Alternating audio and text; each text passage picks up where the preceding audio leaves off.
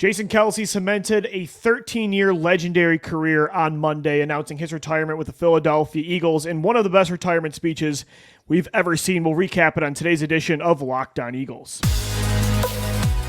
You are Locked On Eagles, your daily Philadelphia Eagles podcast. Part of the Locked On Podcast Network, your team every day.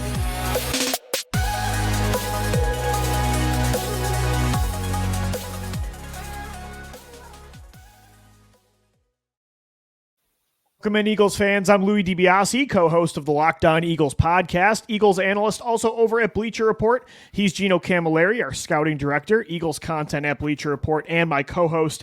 On today's edition of the Locked On Eagles podcast, we look back at the legendary career of Jason Kelce.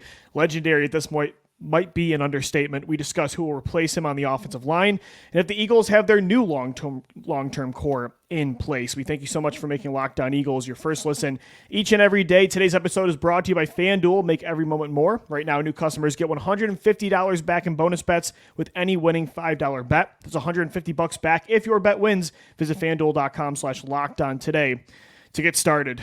Do you know where to even begin? Jason Kelce officially announces his retirement today in a gut-wrenching, emotional 41-minute press conference that was as iconic as every other speech that Jason has ever given. And it finishes off a 13-year career, 194 starts, 154 straight. The guy made 7 Pro Bowls, 6 first-team All-Pros, 2 Super Bowl appearances, 1 ring, and a lifetime of memories for a city and a fan base. And as somebody that is younger as an Eagles fan and grew up, in the 2010s era of Eagles football, this really is my Brian Dawkins. And I know it's been coming since even 2020 when he was out there on the field after the Washington game with Carson Wentz and Zach Ertz. I thought it was going to be over there. I thought he'd retire. The fact that we got 3 more years out of him is great, but even with it being a long time coming, it's still so sad to see one of, if not the greatest player in franchise history retire. It was emotional. I cried multiple times. I don't know who didn't cry. I'm going to tear up for sure talking about him here, man, because there's something that is to be said about sport, and the people that say sports don't matter. If you watched 41 minutes of a grown man presses undenying love to a sport and the ability to connect with people through a simple game, and not just able to connect to people, to connect to a city, Lou. Nobody embodied the city of Philadelphia more than Jason Kelce. And this quote, man, it got me talking about Eagles fans. Yes, they'll let you know when you're not performing well every time, but they will also love you if you show effort, aggression, desire, the will to fight. They will love you in the city if you love it. The way you love your brother, you will be loved going above and beyond to show that you care because they care. They've been caring for generations in this town about a team, and they aren't going to accept a bunch of excuses and soft-ass nonsense representing the name on the front of the jersey, something they've invested their entire lives in. Jason Kelce, thank you.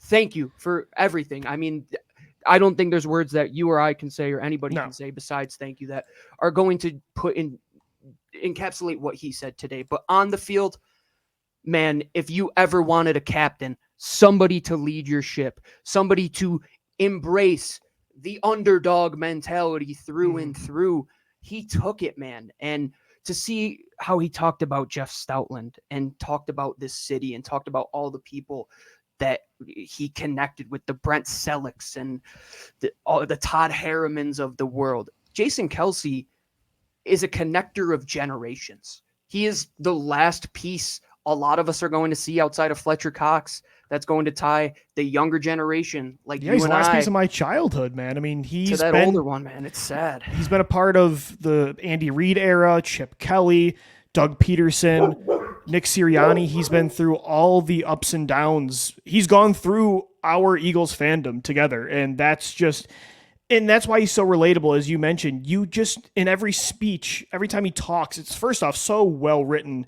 and so well thought of every time, but there's also so much real, raw emotion, and you can't always say that about athletes that play in this city or anywhere else. Like, he truly is an everyman that you just want to have a beer with, and he's also, at the same time, one of the greatest players of all time for your team. And I think today, like, the minute he got up there, he started crying. Like, he cares as much as we do, and it's why, even People got a little upset at me on Twitter today because I said on the Mount Rushmore of Eagles players, I'd put Jason Kelce over everybody because it's not just on the field. He might be the greatest center of all time, but I don't think a player, even over Brian Dawkins, has ever connected this personally and hands-on with a fan base. The speech he delivered after the Super Bowl said it all. Yeah, and by the way, the quote today was great about that. He said, "That wasn't my speech, that was Philadelphia's." That got me choked up too. I mean, he knows that Philadelphia is a city that other people are going to point at, and it might have its flaws, right? But Jason Kelce said, just like we say on this show, like anybody can point out what somebody does wrong, but what does the city do great? And he pointed that out, man. Just have that will, that ability to fight and come together. And look what happened.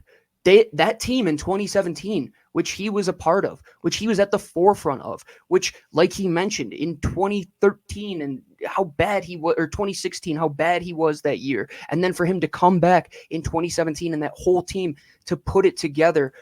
We always say we want to get back to that team. Why? Not just because of the result on the field, but the character, the embodiment, what it meant to bring 53 guys together. And I loved what he said about remembering the moment where Carson Wentz tore his ACL in LA and Malcolm Jenkins delivering a speech that brought that team together. Everybody in that moment remembered exactly where they were. And we all remembered that emotion that we went through. These guys share that. He shared that more than anybody. You see it when he's down at Sea Isle City in the summer bartending, or he's just walking into Lincoln Financial Field in his flip-flops. He's just one of the guys that, like you said, you want to have a beer with, who is exceptionally good at football and revolutionized the position thanks to, rest his soul, Howard Mudd, for giving him a chance. He made it fun to watch offensive line play, Gino. I mean, me as a guy that grew up loving flashy Deshaun Jackson type wide receivers, I didn't care about offensive line. And when you look at his highlight mix of, he's at the second and third level taking on a linebacker and a corner with one hand each and taking them both out of the play so Darren Sproles can score a touchdown. It was just, he made offensive line play fun, and he became a household name the last few years. It's crazy the amount of people I know in my family and friend groups at work that have nothing to do with the Eagles, are not fans of the sport or the team, and they know who Jason Kelce is now. It's just such an awesome story that almost none of it happened because, like you mentioned, in 2016, it looked like he was on the outs. He was maybe seen as a cut potential candidate for the roster, potentially someone they could trade. For him to go on for another 7 years and make 6 first-team All-Pros after that is just the fact that one of the greatest players of all time, this story was so close to almost never happening, shows even more why it's such a Philadelphia story. It's surreal, and surreal stories are written in Philadelphia. It does feel scripted to a degree, and not just from that moment, Lou, like the underdog approach of being at Cincinnati, being a defensive lineman, and he kind of shrugs off the idea of his coach saying, hey, you could play center. And like I had mentioned before, the late Howard Mudd focusing on athleticism, oversized at that time, taking a 280-pound center. Yeah, complete like outlier. You said, it's a complete outlier. But not only was he given a chance, he took that chance and put in the hard work day in and day out, which, like he mentioned, there are people that come to this city and it just doesn't work. So to succeed here, it's like you put in even that much more. And I think that's why we appreciate it so much more, because there have been guys who have dominated generations in Philadelphia Eagles history. The Reggie Whites, the Harolds, the Mike Wicks, and you go to the early 2000s, the Donovans, the Brian Dawkins. Jason Kelce started and finished his career. Something that not many of these Eagles greats rare that we talk about. It's rare in sports in general. Yeah. So, 13 years to go the way it did too is just such an awesome story, and it couldn't have ended a better way. Obviously the 2023 season, it didn't end on a high note, but that speech was just, it was perfect. And I personally think he's the greatest player in franchise history. He's definitely on the Mount Rushmore. He's going to be a first ballot Hall of Famer, and it's, next year is going to feel weird without him for sure. It's going to feel weird.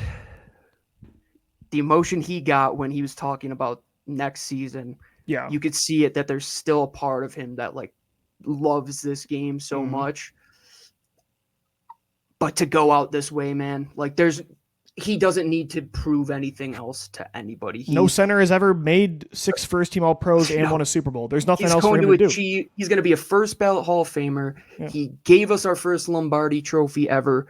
He personified what it meant to wear the captain's patch in Philadelphia. He revolutionized the position for years to come. And I don't think this is the end of Jason Kelce in Philadelphia. I said earlier to somebody that I believe he's going to be in a personnel role in this building within some time. Like once Jeff Stoutland's gone, we need somebody to evaluate offensive line talent. I don't know if he wants to be a coach. It seems like a family guy. Being a coach is tough, but man, oh man, would it be awesome to see him around and just being boys with Connor Barwin and Brent Selleck, who are in the organization as well. Just for morale, it would be great. And just, I want to just raise a glass, man. Just like Jason Kelce. Thank you, 62, for everything. There's nothing more to say besides 1,300 episodes of Locked On Eagles. He was there for every single freaking one of them, man. Cheers to you, Jason. His number will be in the rafters of the link, I'm sure. Nobody's going to wear number 62 again in Philadelphia Eagles history. Jason Kelce gone. Gino, I am confident, though, that a younger offensive line next year can still be dominant. We're going to talk a little Cam Jurgens, Tyler Steen coming up next right here on Locked On Eagles. Before we do that, this episode of LOE is brought to you by our friends over at FanDuel. Get buckets with your first bet over at FanDuel, America's #1 sportsbook, because right now, new customers get $150 in bonus bets with any $5 winning wager. $150 if your bet wins. You can bet on quick bets, over-unders, player props. I love my parlays. Visit FanDuel.com/lockedon and shoot your shot. FanDuel, the official sportsbook partner of the NBA. We thank you so much for making Locked On Eagles your first listen each and every day. Guys, want to let you know that Locked On has launched the first ever national sports 24/7 streaming channel on YouTube.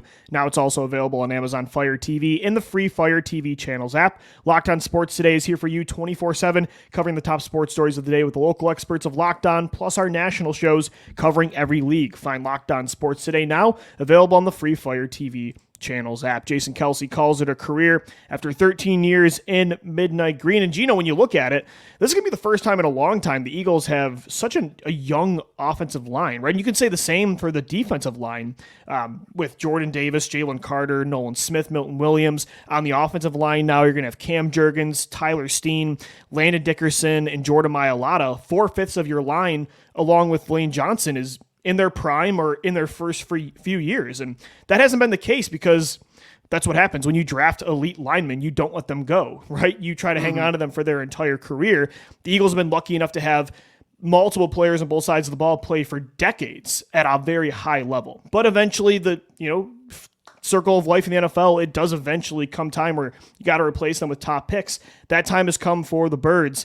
What's your confidence level in Cam Jurgens right now at center? I imagine Tyler Steen will get the first crack at right guard. It really is a new era up front. I just want to start by saying that this process began 5 years ago. Oh, yeah. To completely overhaul this line. And they identified that 117 came and went.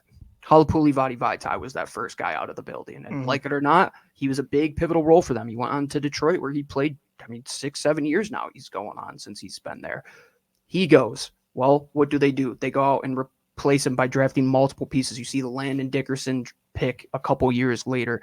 You see them start to be proactive. You saw the Jordan Mailata pick, the Andre Dillard pick. You see the Jack Driscoll. These guys, they're just going to continue to make picks at that position because they knew what was coming. They hit on all of them, which is insane. Hats off to Howie Roseman and Jeff Stoutland and everybody in that building being on the same page for what it comes to and what it takes to play on the line and all in Philadelphia. And at the same time, you're not going to miss a beat from where you were 5 years ago and in that Super Bowl winning season, not too far before that, because of the importance of what the offensive line is, Lou, right? You look around the National Football League, teams are starving for offensive line talent. And the Eagles now have multiple options that they could potentially bring in to replace Jason Kelce. And we'll always say that this is with a grain of salt. Like, this is the optimal situation here, that Cam Jurgens comes in and plays center, which he did at times last year when Jason Kelce hopped out of the lineup due to just being bruised and battered. And then Tyler Steen, he fit that role pretty well. And do you see them drafting somebody within the first 2 rounds this year. I personally do. I don't think that right now seeing Jason Kelce retire is going to stop them from what they do when it comes to taking offensive line talent. But right now, with the 5 that they have going into next season, Lou, you've seen enough out of at least 4/5 of them to be confident. And Tyler Steen, he was a 2nd-round pick for you last year. He played right guard for you at times. And Jeff Stoutland, he's not going to sign off on a guy and give him those minutes if he doesn't think he can be somebody going forward. So right now you have to be confident in any position on this team. It has to be offensive line because 80% of that unit, you know what you're going to get out of it. Now, that's a good point. Cam is moving, so that's going to change some things when it comes to lineup and timing and getting on the same page with all those guys, but you have to be confident that they aren't reacting to this news that they were willing to take 2 guys to potentially. I was going to say they've been preparing for years, and yes, is this the least proven Eagles offensive line we've seen in quite some time for sure? But as you mentioned, everybody is 4/5 of them have shown they can play. I mean, Jordan Mailata is already an established elite veteran. Lane Johnson, of course, is one of the greatest tackles of all time, still playing at that level. Landon Dickerson has been a top tier guard, although this year was a little bit of a step back. He still was playing at a pretty high level. Cam Jurgens last year played pretty well for a right guard that normally is a center. So that's the thing, Gino, you can talk about him moving positions. Well, here he proved he can do that, and now he's going back to his more natural spot where you and Jason Kelce handpicked him to play long term. So yeah, Tyler Steen's the one projection that we have here, but like you mentioned, he's a 2nd-round pick out of Alabama. Jeff Stoutland, when you sign a draft a lineman, I trust, because they have Jeff Stoutland, that was the right pick. Steen got some high praise even last summer. People said he has a lot of Brandon Brooks in him, and he played well in certain spots last year, didn't play a whole lot, but yeah, I'm confident in the offensive line. It's very young, but I would say I'm even more confident in it than the defensive line when it comes to the young players. When you look at that element of Cam Jurgens going back to his more natural position, that might be a blessing in disguise for Tyler Steen, right? Because then he can go play his more natural position of right guard, and you aren't forcing a bunch of different things to be moved around. Yes, the Eagles' MO in season is to try and just move one piece. Well, they're going to have to move multiple in the offseason because this plan is not just for next year. This plan is hopefully for 2 to 3 years. As long as you have Lane Johnson here, you expect that this group is going to be together, as I would.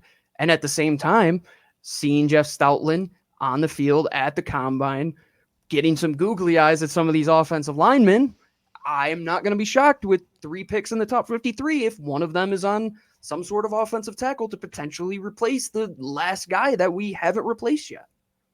Yeah, no, I think it could happen. I'm not a big fan of doing it, but yes, this is what the Philadelphia Eagles do, and it's definitely on the table. I would say it's more likely, as you mentioned, they look into a tackle replacement for Lane than long-term any interior line play because, again, Tyler Steen wasn't, some I think a lot of people leave him out of the conversation, even on Twitter today. A lot of people are talking about, Jurgens is center, and then what do? Do you sign a veteran in free agency to compete, or do you draft a player like, Powers Johnson from Oregon? Like, sure, like you could do that, but Tyler Steen wasn't some scrub. Like, he was a starter at Alabama for a long time, and he was the first pick of the 3rd round, but basically your 2nd pick and was a 2nd round projection.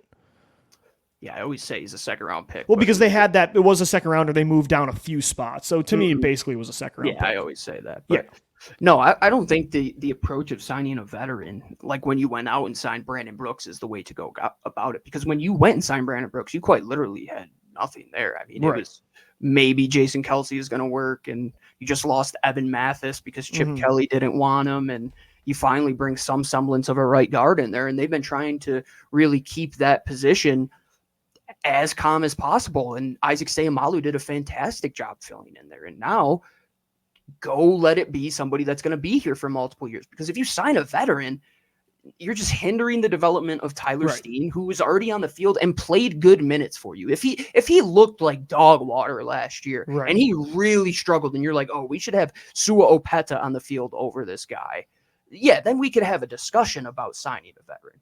But to see a guy who in his first year played better than I thought he was going to at a position which wasn't his true and natural position as last year at Alabama. That's not an easy just changeover. Now he's going to have a full offseason. You give him all ability to be 1A and 1B going into camp. And if somebody steps up and makes it a hard argument that you got to play him, go ahead. But Tyler Steen is the guy, in my opinion. You don't make a premium pick to just let them sit on the bench. You don't do the Andre Dillard thing anymore. Nope. That cannot happen. I totally agree. And I think Tyler Steen's going to get a chance. And I'm confident. Again, it's a very young offensive line, which is not typical for the Philadelphia Eagles, but I'm pretty confident in that unit for 2024. So now that Jason Kelce's retired, likely Fletcher Cox probably on the way as well this offseason, eventually Lane Johnson and Brandon Graham. The core four are on the outs. Do the Eagles have their new core four already on the roster? We'll get into that coming up next right here on Locked On Eagles. Today's episode of the Locked On Eagles podcast is brought to you by BetterHelp. A lot of us spend our lives wishing we had more time, right? Wish we had more time watching Jason Kelce play for the Philadelphia Eagles. The question is, what is that time for? If time was unlimited, how would you use it? The best way to squeeze that special thing into your schedule is to know that what's most important to you and make it a priority. Therapy can help you find what that is, what matters to you, so you can do more of it. If you're thinking of starting therapy, make sure to give BetterHelp a try. It's entirely online, designed to be convenient, flexible, and suited to your schedule. Just fill out a brief questionnaire, get matched with a licensed therapist. If it's not a good fit with that therapist, you can switch anytime for no additional charge. Learn to make more time for what makes you happy through BetterHelp. Visit BetterHelp.com/lockedon today. You're going to get 10% off your first month of online therapy. Once again, that's BetterHelp.com/lockedon for 10% off. We thank BetterHelp for sponsoring the Locked On Eagles podcast today. All right, Gino, so we've pretty much grown up watching Jason Kelce play, Fletcher Cox, Lane Johnson, Brandon Graham. That core four has been with the Birds for a very long time. Jason Kelce's the first one to hang him up. We saw the report this week that it's likely Fletcher Cox follows suit and also retires at the age of 33, which not shocked by, but a little surprised considering he's still playing at a high level and he's the youngest of the group. We know Lane Johnson eventually will hang him up. Brandon Graham, this will be his last year, if it's even in Philadelphia. Do you feel like they have that new, maybe not just a core four, but do you feel like they have players on this roster right now that you know can be those next guys where in a decade plus they're still going and they're the reason you're winning football games? Well, first things first, I have to ask you if you actually know who Brian Dawkins is, because a lot of people think that you don't know who Brian Dawkins is, which was the dumbest thing I've ever seen people try and come at you about. Folks, he knows. I was just trying to hype up Jason Kelce. Yeah, it's insane for people to get mad at stuff like that. It was like I said, instead of Brian Dawkins being the best player in franchise history, he's number 2 behind Jason Kelce, and people thought I said he was like the worst player ever. Brian Dawkins stinks. No. Yeah, I got ratioed on Twitter today, but it's whatever. But no, getting back to that point, like who we were asking that same question, like at the end of the 2000s, like who's the next Brian, and then like who's the next Jason? It's like I see a couple of them, man. I really do. If I'm gonna start with one that this is close to my heart, and I think Devontae Smith, like he might be 170 pounds, but man, he really embraces this city too, man. Like he just gets it, dude. Like somebody who's an outlier, the Jason Kelce thing at the position, who shows up to work every single day, battles through injury every single day, and works his rear end off. And Jalen Hurts, if he continues, he's going to be one of those guys. I think Jordan Mailata and Landon, the brotherhood that those two guys have, I mean, they were best men in each other's wedding. Like those two guys really get it. They seem to get the Jason Kelce type of talking points when they discuss this team. And the last one I personally hope for, because I think it would be good for the overall state of the franchise for the next decade.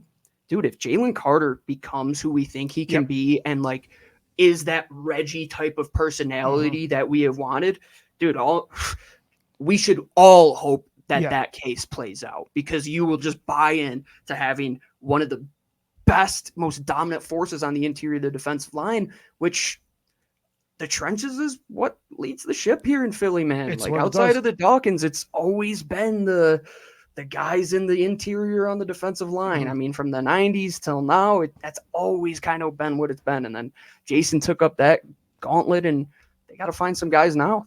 Brandon Graham's gone. Right. Who's going to be that guy? Is it going to be somebody on the defensive line like the younger guys in Jalen Carter? Is it going to be a Nolan Smith? You got to see somebody step up there. But offense, I think they're all set. I think so too.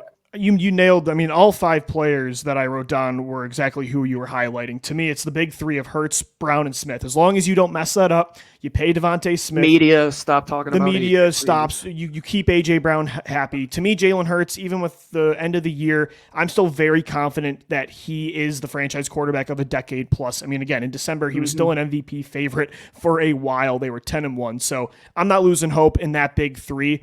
That should be, to me, your new face of the franchise. Because even though they're the best players on the team and they've been for a few years, like Jalen, Cox, Graham, Lane, Kelce, as long as they're in Philly, they were going to be the face of the organization. Now it really feels like the passing of the torch where it's Hurts, Smith, and Brown. And then the other 2 guys that I said I could also see being here for 10 plus years, it's Mailata and it's Jalen Carter. Could it also be Dickerson? Sure.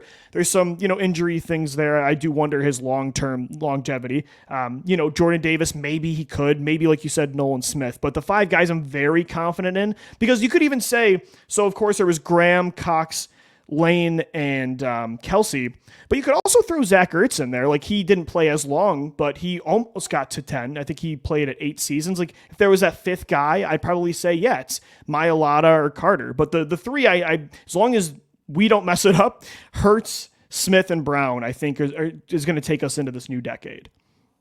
I mean, we got to give some credit to Jake Elliott, dude. He's the longest tenured guy at this point. Sure, now. I mean, he's leading the way. But no, and in all seriousness, and that's one of the things that I think this draft will really try to harp on as well, are the Sidney Browns of the world, the guys that they get those red star type of accolades from scouts that really harp on the leadership, the overall mental makeup of these guys, the ability to put the team over the eye. Those are the type of guys you're looking for. And when you drafted Landon, that's what you look for, man. Look at Landon Dickerson. He didn't play his senior year of college at Alabama. He comes onto the field for a single snap, and everybody on the team came up and congratulated him for that one moment. Moments like that are what you look for in leaders. I've seen that from Landon in college and in the NFL, and I've seen Devontae Smith take up this platform of leading, and same with Jalen, and same with, I think A.J. Brown might be the best leader off the field. I think how he talks and acts is so professional for a 25-year-old. And I think the media gives him such a hard time. He's the anti-Terrell Owens when it comes to addressing things like this. And yet they act like he is the new Terrell Owens. Like I said, hey, all of you anarchists over at the Inquirer, until he's in his driveway doing sit-ups, he's a leader on this team, like it or not. Dan Saleo and all these other guys were talking nonsense. Enough. Philadelphia has what they want in that building. It's clear the guys trust Nick. It's clear the guys trust the ownership. Just look at the NFLPA report card that came out last week where everybody on the team trusted Nick. Everybody trusts Jeffrey. It's just, can they execute on that next step? Because passing of the torch, it's huge. Sometimes you slip and you fall, and that torch falls in the water, and you get the 2013 to 2015 seasons, which, Lou, by the way, Jason Kelce saying that quote about Howie Roseman being a great general manager, even on the other side of the building. Oh my God, that I kind of got teared up, but tongue in cheek. That was so great. No, that was a cool part of the speech too. Was just him taking a trip down memory lane, talking about the first game of Chip Kelly and how everybody thought it was going to change the league, and the snow game. And I started thinking, I'm like, man, he really was through everything. That's a core memory for me as an Eagles fan. I think that's so cool. And again, today was a special yet emotional day for Philadelphia Eagles fans, but it was a day to celebrate because Jason Kelce gave this city and this franchise everything he had, completely emptied the tank, and gave us 3 more years that I thought we weren't even going to get. So congratulations to Jason Kelce on an amazing 13-year career. First ballot Hall of Famer. I think the Eagles are in good hands with their offensive line. We want to know what you think. Hit us up on Twitter at LockedOnBirds, at GC24_football, and at DiBiase_LOE. We did not forget about Mock Draft Monday. We will have a mock draft tomorrow. Of course, we had to reschedule with Kelce's retirement, so we'll get into a 7-round mock tomorrow. We thank you so much for making Locked On Eagles your first listen each and every day. For Gino Camilleri, I'm Lou DiBiase signing off. As always, thank you for downloading, thank you for watching and listening, and let's go Birds. Thank you, Jason Kelce. Fly, Eagles, fly.